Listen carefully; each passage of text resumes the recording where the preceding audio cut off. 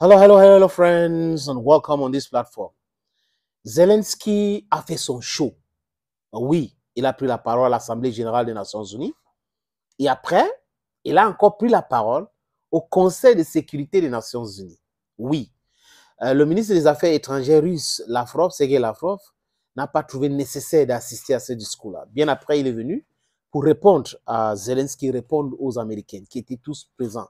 Ça montre que Zelensky n'a pas le poids même du ministre russe des Affaires étrangères. Il a dit des choses qu'il a dit, il a vexé beaucoup de gens. Il a vexé la Pologne. Et il y a une crise diplomatique aujourd'hui entre la Pologne et Kiev. Et la Pologne qui a dit clairement que c'est fini, ils ne vont plus fournir les armes à l'Ukraine. Et ils vont fermer les frontières. Ça provient de cette crise des céréales ukrainiennes, le blé ukrainien qu'ils ont refusé, qu'on vient faire du dumping chez eux pour tuer ce secteur-là chez eux. Parce qu'ils produisent aussi le blé. Zelensky les a titillés et ça ne les a pas plu. Et c'est le ministre de l'agriculture ukrainienne qui est en train de vouloir se rattraper et tout. Vous vous rappelez que l'ambassadeur de l'Ukraine à Varsovie, en Pologne, avait été convoqué, les amis. Ça, c'est un signe de contestation du discours de Volodymyr Zelensky, qui pense toujours qu'il est dans le film, il est dans l'actorat, alors qu'on est en train de parler de la politique réelle. Ce n'est pas le film, ça n'a rien à voir. Il prend la parole, il titille tout le monde, il titille même la Russie. Mais, les amis, les informations qui ressortent, c'est quoi? C'est que l'Ukraine est en train de mentir sur les différents PC pour qu'on puisse lui donner davantage les armes parce que l'Ukraine a déjà épuisé tous les stocks d'armes qu'on lui a envoyés. That is the message. That is the message. En parlant de l'Union soviétique, des droits de veto, oui, ça a un sens, c'est ce qu'il dit là. Sur cette histoire des droits de veto, nous avons dit ici et nous continuons de penser que l'Afrique devrait avoir même 4 pays représentant l'Afrique dans le Conseil de sécurité des Nations Unies avec le droit de veto. Oui. Maintenant, nous tous, nous sommes d'accord que les Nations Unies sont une organisation moribonde. On est tous d'accord là-dessus. Mais titiller les invectives pour un chef d'État, même s'il est en guerre, mais la diplomatie est là pour régler certains problèmes. C'est pour cette raison que l'ancien ambassadeur de l'Ukraine au Royaume-Uni avait trouvé que Zelensky ne parle pas comme un chef d'État et qu'un chef d'État ne s'adresse pas comme ça à ses alliés. Et le ministre de la Défense, Wallace, britannique, avait dit à Zelensky que le Royaume-Uni n'est pas Amazon, clairement. Et tous les autres pays se plaignent de l'attitude de Zelensky. Les amis, je vous suggère d'écouter attentivement Zelensky dans sa diatribe habituelle. On écoute Volodymyr Zelensky.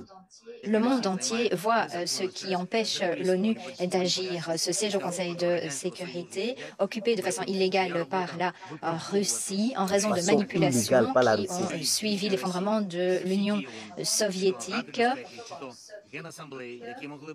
en vertu de mensonges visant à dissimuler l'agression et le génocide exécuté par la Russie. Et toutes les mesures de l'ONU, du Conseil de sécurité, de l'Assemblée générale, qui auraient pu faire cesser cette agression, sont réduites à néant en raison des privilèges accordés à l'agresseur. Le droit de veto entre les mains de l'agresseur est ce qui a mis l'ONU dans une impasse.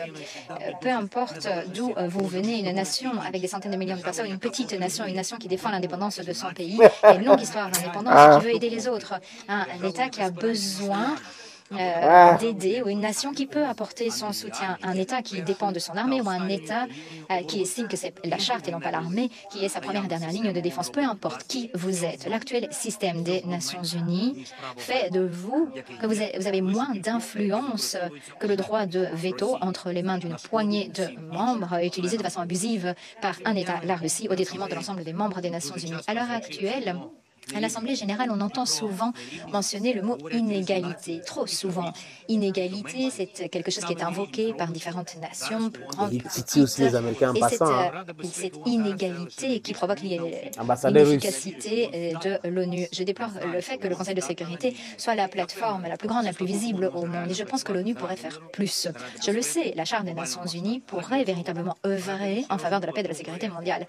Mais pour qu'il en soit ainsi, les délibérations, visions et les projets qui existent depuis des années portant sur la réforme des Nations Unies devraient être traduits en un processus tangible de réforme des Nations Unies. Et il ne faudrait pas uniquement traiter de représentation ici au Conseil de sécurité. Le recours au droit de veto, voilà ce qui doit être réformé. Et cela pourrait représenter une réforme capitale qui permettrait de rétablir la préservation de la Charte des Nations Unies.